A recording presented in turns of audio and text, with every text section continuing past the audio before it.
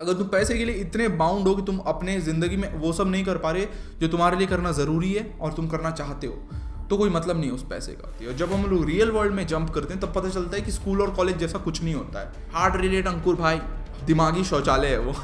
ये इंसान अब मेरा करता धरता है, इसके पास मैं जाऊंगा और वेंट करूंगा तभी मेरे को अच्छा लगेगा। उनके लिए तो सब चल ही रहा था भैया।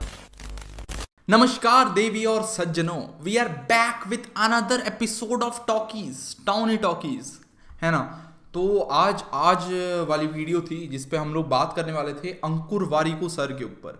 अंकुर वारिकू सर एक बहुत अच्छे यूट्यूबर हैं इस वक्त पे, और मतलब काफ़ी अच्छी एडवाइसेस देते हैं। I like him, I like his videos and I follow him. अच्छे लगते हैं काफ़ी ज़्यादा। और उनके हम लोग आज करने वाले थे, आज हम उनके कुछ ट्वीट्स पे ओपिनियंस देने वाले हैं, ओपिनियन पीसेस बनाने वाले हैं, ओपिनियन पीस बनाने वाले हैं उनके कुछ ट्वीट्स के ऊपर, ठीक है। तो वो ट्वीट्स मैं 10-11 ट्वीट्स निकाल के रखा हूँ जो मेरे हिसाब से इंपॉर्टेंट लगे, जो मेरे हिसाब से जिनके ऊपर लगा कि कुछ बात हो सकती है, कॉन्वर्सेशन हो सकती है। तो if you like conversations, please consider subscribing to the channel and let's begin. पहला tweet, we will never change until who we have become stops working for us. तो मतलब I don't know, I have conflicting opinions on this कि हम लोग कभी change नहीं होंगे जब तक हम लोग जो हैं हमारे साथ हमारे लिए काम करना बंद नहीं कर देता। मतलब आई गेस वो क्या है ना, इसमें एक बात ये है कि ना कहीं ना कहीं ये सच है, क्योंकि जब तक हम लोग कुछ हैं और वो हमारे लिए सही चल रहा है, बढ़िया लग रहा है, हम दुनिया से वैलिडेशन मिल रहा है, तब तक हम लोग उसको उसके ऊपर काम करते रहेंगे और हम लोग वो चीज़ कंटिन्यू करते रहेंगे। और जैसे ही दुनिया से वैलिडेशन मिलना बंद हो गया, हम लोग फिर सोचेंगे कि नहीं भैया ये काम नहीं चल रहा है, अब हम लोग कुछ नया करना पड़ेगा, कुछ चेंज करना पड़ेगा, ऐसे टाइप का, ठीक है। लेकिन इसका एक काउंटर पॉइंट मैं ये सोचता हूँ ना कि कुछ लोग ऐसे थे जिनके लिए सब सही चल रहा था एंड दे स्टिल चेंज्ड। और इसके लिए मेरे दिमाग में एक एग्जांपल आया था, Ashok, king Ashok, the great Ashok, Ashoka the great, है ना। तो वो कलिंगा के ऐसा हिस्टोरिकल अकाउंट्स में है कि वो कलिंगा की लड़ाई के बाद चेंज हो गए थे। कलिंगा की लड़ाई के बाद उनको लगा कि ब्लड शेड में कुछ नहीं रखा है, और वो फिर उसके बाद हो गए थे कि वो बुद्धिस्ट बन गए और वो फिर नॉन वायलेंस अपना लिया और एंड ऑल ऑफ दैट। तो मैं सोचता हूँ कि उनके लिए तो सब चल ही रहा था भैया। मतलब वो इंडिया के, भारतवर्ष के सम्राट थे, और उसके बाद भी उनको वो सब छोड़ दिए, क्योंकि उनके अंदर से आवाज़ आई, चल रहा था सब कुछ, लेकिन उनके अंदर से आवाज़ आई कि नहीं भैया अब नहीं करना ये सब चीज़ें। तो ना it does not really involve, it does not really matter कि if it is working for us और नॉट। मेरे हिसाब से कि हम लोग तब तक चेंज नहीं होते जब तक अंदर से कॉलिंग नहीं आती चेंज होने की। और वो कॉलिंग वेरियस फैक्टर से आ सकती है, नॉट जस्ट कि वो चीज़ हमारे लिए काम करना बंद कर दिए इसलिए हम चेंज हो रहे हैं, है ना। कई फैक्टर्स ऐसे होते हैं जो काम नहीं कर रहे होते हैं, उसके बाद भी हम लोग उसी चीज़ पे टिके रहते हैं। वो काम नहीं कर रहे हैं, स्टिल हम लोग उस पर टिके हुए हैं।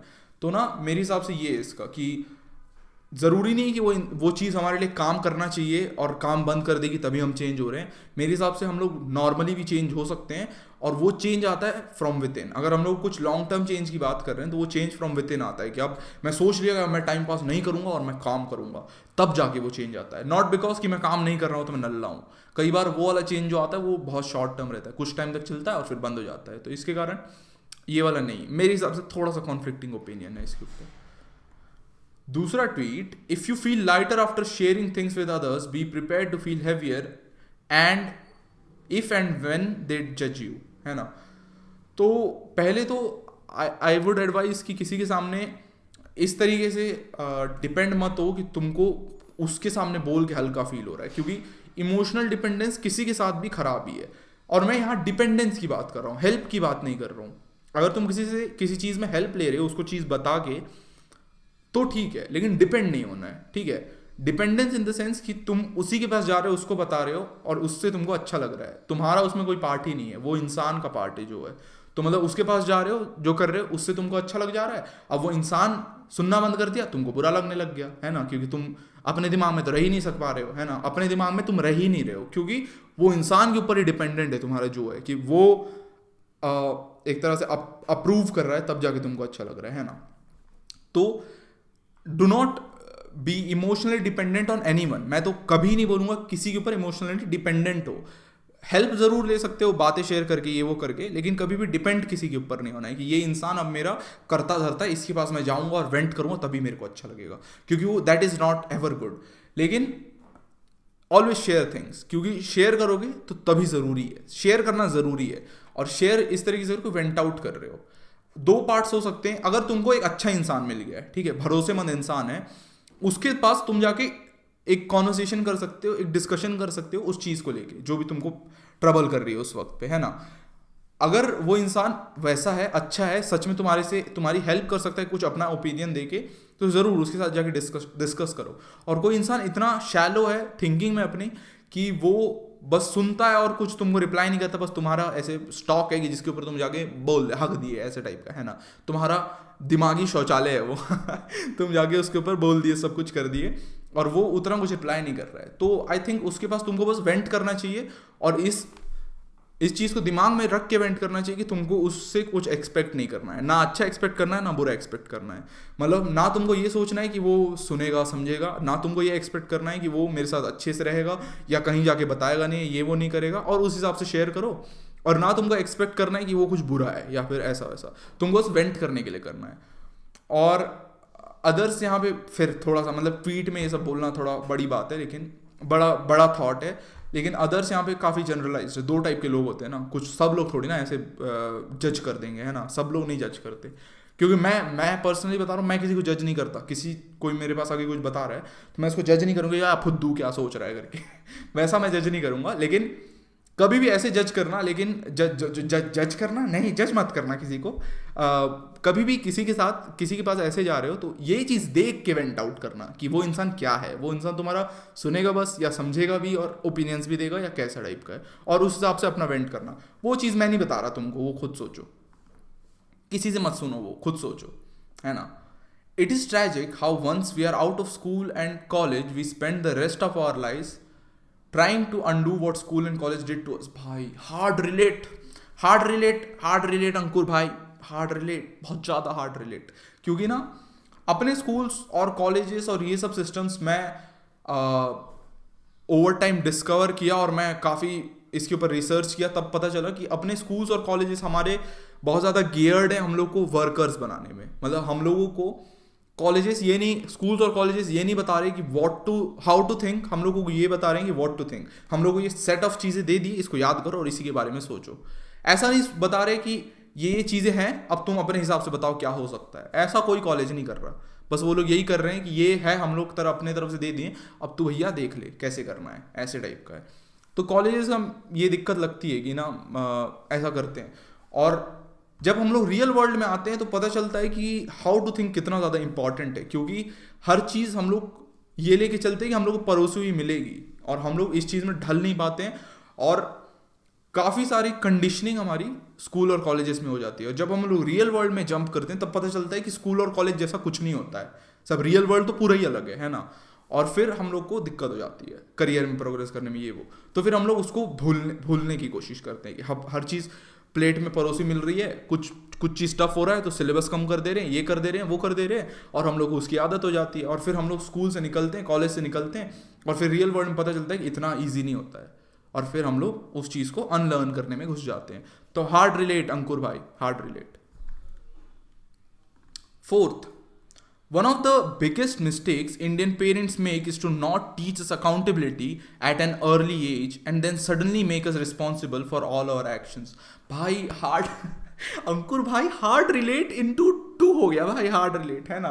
तो ना हार्ड रिलेट इसमें क्यों हो रहा है, क्योंकि ना मैं काफ़ी ज़्यादा पेरेंट्स को ऐसे देखा हूँ, और काफ़ी ज़्यादा पेरेंट्स मेरे अराउंड आज भी हैं जो ना स्टूडेंट्स को ये नहीं बता रहे, मतलब स्टूडेंट्स को सॉरी अपने बच्चों को ये नहीं बता रहे कि किसी चीज़ के लिए तू रिस्पॉन्सिबल है। मतलब रिस्पॉन्सिबिलिटी नहीं दे रहे, बेसिकली अकाउंटेबिलिटी नहीं दे रहे कि भैया तू गलती या तेरी गलती है।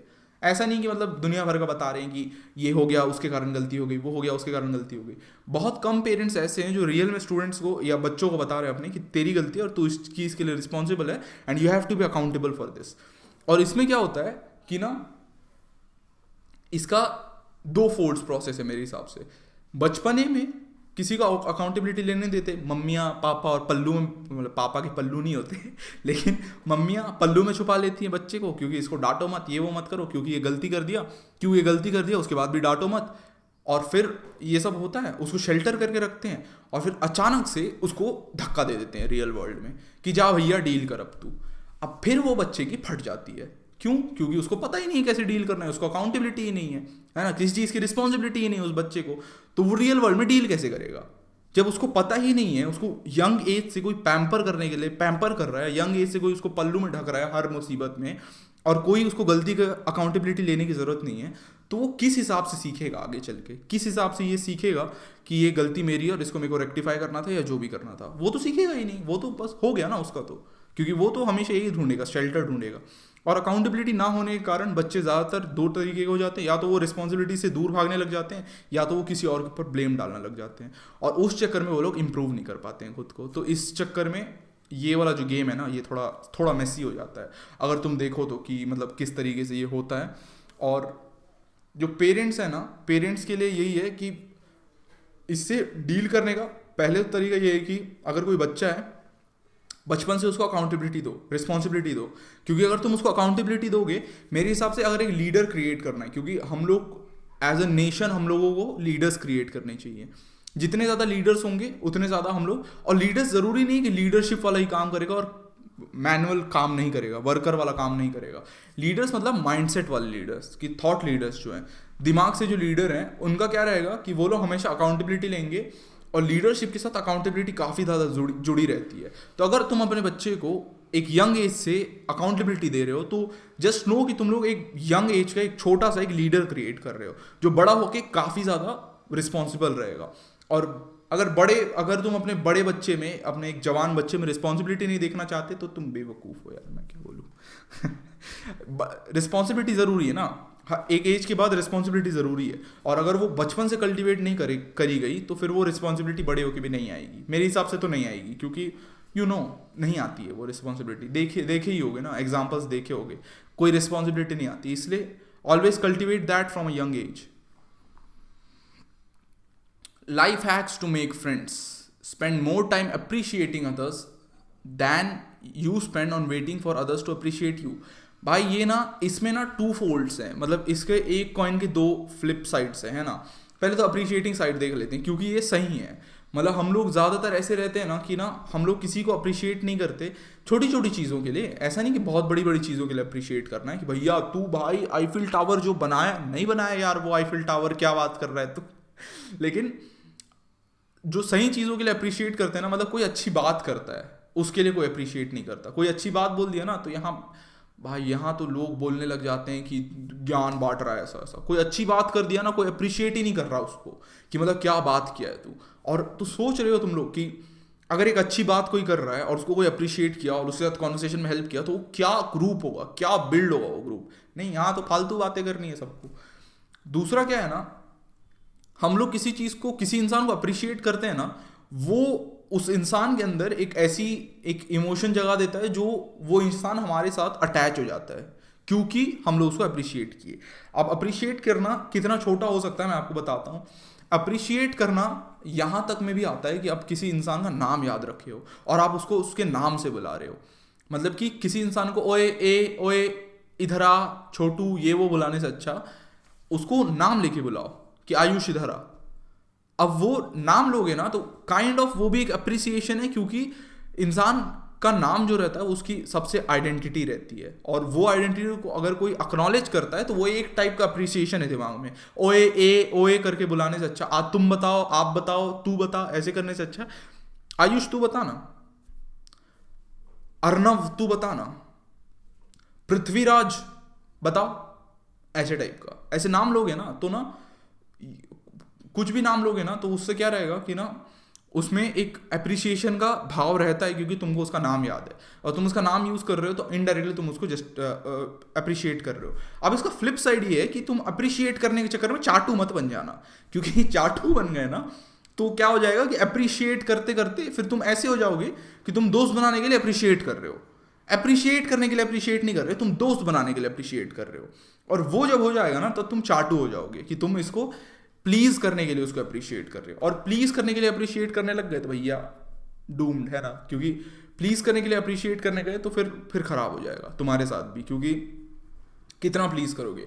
एक पॉइंट के बाद तुम्हारे अंदर कोई इनहेरेंट क्वालिटी ही नहीं बचेगी। जैसे तुम्हारे दोस्त बने, तुम्हारे अंदर बस ये बच जाएगा कि ये बंदा तारीफ बड़ी करता है, इसके साथ हैंग आउट करेंगे ताकि अपना सेल्फ स्टीम बूस्ट हो, है ना? ऐसे टाइप का मत कर देना। लेकिन अप्रिशिएट करो, अप्रिशिएट इन द सेंस जो मैं बताया वो सब अप्रिशिएट करो, छोटी छोटी चीज़ें अप्रिशिएट करो लोगों के बारे में।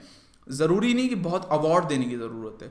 छोटा सा एक वर्ड होता है ना कि भाई बहुत बढ़िया बात बोला था तू उस दिन, या बहुत अच्छा आइडिया दिया तू उस दिन, या जो भी है, तू उस दिन मेरे को एक बात समझाया, काफ़ी अच्छी थी, काफ़ी अच्छी थी, ऐसे करके। ये छोटी छोटी चीज़ें, नाम लेना, ये छोटी छोटी चीज़ें गो अ लॉन्ग वे, ऐसा। Next tweet, nobody can affect you positively and negatively more than your parents। मेरे हिसाब से कि अच्छा है, मतलब सही है एक तरह से पेरेंट्स, लेकिन nobody, I don't agree with nobody। मेरे हिसाब से जो भी एक गार्जियन टाइप के रोल में है ना, गार्डियन वाले रोल में ना, they can and will affect you अच्छे से, अगर वो एक बड़ा रोल निभाते हैं। अब वो can be your life partner, can be your emotional guardian, कि जो तुम्हारे रोने सुनता है बेसिकली, है ना, जो तुम्हारे रोने सुनता है वो तुम्हारा इमोशनल गार्डियन है। तो अगर तुम उसके पास जाओगे ना, तो वो तुम्हारा वो इंसान और तुम्हारा लाइफ पार्टनर भी हो सकता है, तुम्हारा कोई रिलेशनशिप हो सकता है, तुम्हारा कोई इमोशनल सपोर्ट हो सकता है, ये लोग भी काफ़ी ज़्यादा पावर रखते हैं। आई डोंट थिंक सो कि पेरेंट्स ही हैं जो इतना ज़्यादा नेगेटिवली या पॉजिटिवली इफेक्ट कर सकते हैं। आई गेस एक लेवल रहता है जहाँ पे पेरेंट्स आते हैं, मतलब मैं प्रायोरिटी की बात नहीं कर रहा हूँ, मतलब मैं इंपॉर्टेंस ये सब की बात नहीं कर रहा हूँ, मैं बात कर रहा हूँ कि इन्फ्लुएंस लेवल। तो एक पेरेंट्स के टियर में 2-4 और लोग भी आते हैं जो पेरेंट्स के टियर में रहते हैं, जो इमोशनली इफेक्ट कर सकते हैं किसी को, और उसमें एक रिलेशनशिप भी हो सकता है, उसमें एक इमोशनल गार्डियन भी हो सकता है, उसमें अलग अलग लोग हो सकते हैं जो तुमको उस लेवल तक अफेक्ट कर सकते हैं। तो आई डोंट अग्री विथ ये वाला पार्ट कि पेरेंट्स से ज़्यादा कोई नहीं कर सकता। मेरे हिसाब से कुछ लोग, मतलब बहुत लोग तो नहीं होते ऑब्वियसली, मतलब पेरेंट्स के लेवल पे बहुत लोग नहीं होते अफेक्ट करने के सेंस में, लेकिन कुछ लोग ज़रूर होते हैं। तो nobody, I don't agree with nobody, लेकिन पेरेंट्स वाला इफेक्ट नेगेटिवली पॉजिटिवली वाला जो डिग्री है ना पेरेंट्स के लेवल वाला, काफ़ी ज़्यादा। Next tweet, advice is what we seek when we know the answer but are scared to accept it. I don't agree with it. Advice ऐसा नहीं है, मतलब बहुत सारे केसेस में एडवाइस ऐसी भी होती है जिसको हम लोग को सच में नहीं पता होता कि क्या करना है, और ना हम लोग, एक होती है री एनफोर्समेंट एडवाइस, है ना, कि मतलब हमारे दिमाग में कुछ थॉट है और हम लोग उसको किसी से सुन के बस रीअफर्म करना चाहते हैं कि भाई तू सही सोच रहा है, टेंशन मत ले, तू सही सोच रहा है वाला। लेकिन बहुत सारी एडवाइस ऐसी भी होती है कि हम लोग को कुछ पता ही नहीं है। मतलब मैं पर्सनली भी अपना बताऊँ तो मैं, बहुत सारी एडवाइस ऐसी होती है कि मेरे को पता ही नहीं है मेरे को क्या करना है, और मैं एडवाइस ले रहा हूँ और फिर जाके फिर पता चल रहा है कि हाँ सही बात है, और फिर मैं सोच रहा हूँ उस बारे में, बोलता है सही बात है।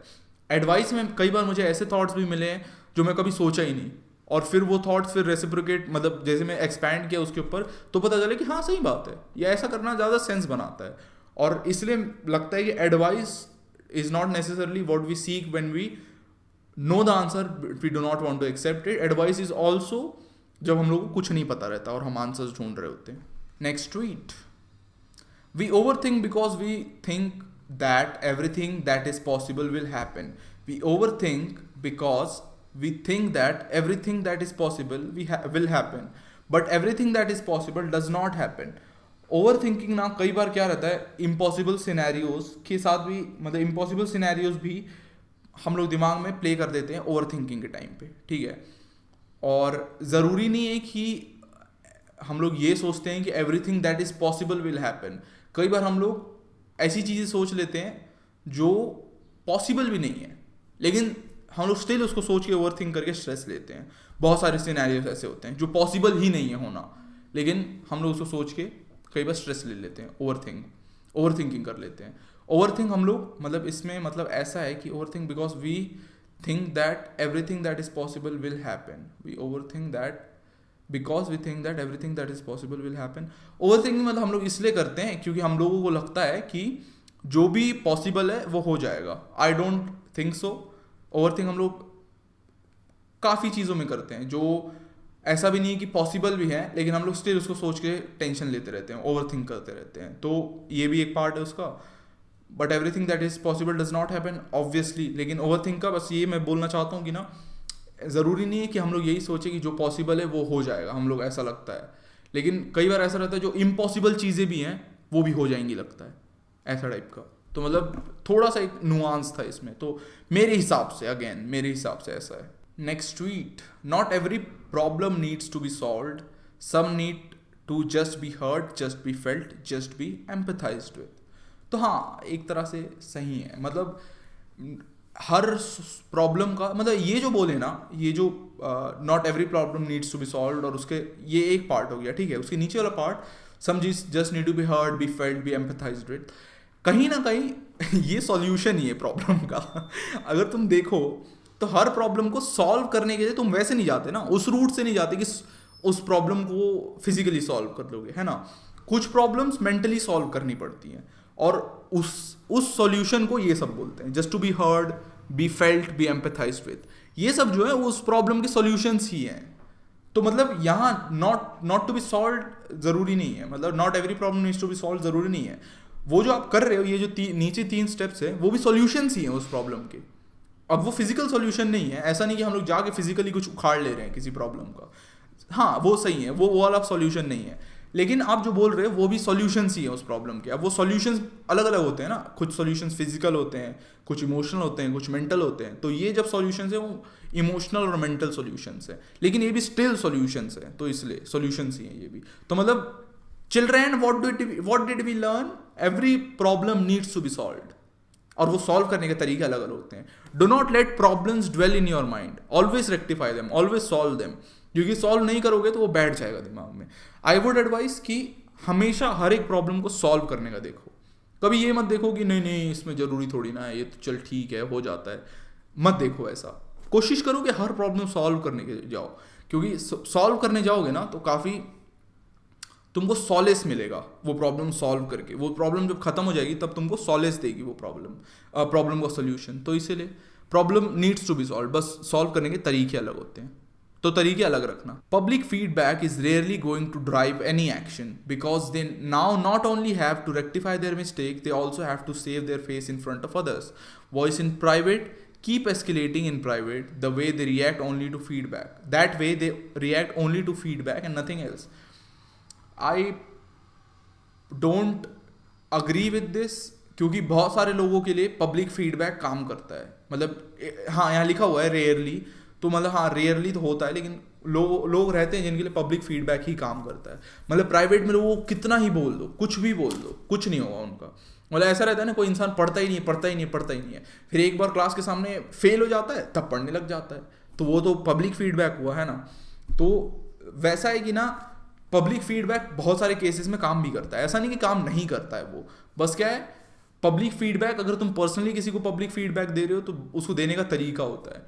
मतलब do not take jabs at them. Public feedback में पब्लिक फीडबैक दे रहे हो तो सच में ऐसा दो, एक कंस्ट्रक्टिव क्रिटिसिज्म होता है ना, डिस्ट्रक्टिव और कंस्ट्रक्टिव, तो हमेशा कंस्ट्रक्टिव क्रिटिसिज्म करो, क्योंकि कंस्ट्रक्टिवली करोगे ना तो कुछ गलत नहीं है उसमें। पब्लिकली भी कर रहे हो, कुछ लोगों के दिमाग में पब्लिकली ही बात घुसती है, तो पब्लिकली करना जरूरी रहता है, लेकिन कंस्ट्रक्टिव करो। कभी भी किसी को मखौल मत बनाओ उसके प्रॉब्लम का, वो जो गलती किया उसका मखौल मत बनाओ, लेकिन you can always drive a public feedback, मतलब उस तरीके से कि मतलब ऐसा हो रहा है, अगर कुछ गलती कर दिया है तो हम लोग उसको पब्लिकली एड्रेस कर रहे हैं, तो इंसान वो रेक्टिफाई कर रहा है, और उसको करने का तरीका बस है, करने का तरीका सही रखोगे तो कोई दिक्कत नहीं। Freedom, next tweet, freedom a privilege we are all born with, a privilege we are all born into, along the way everyone of us gives it away.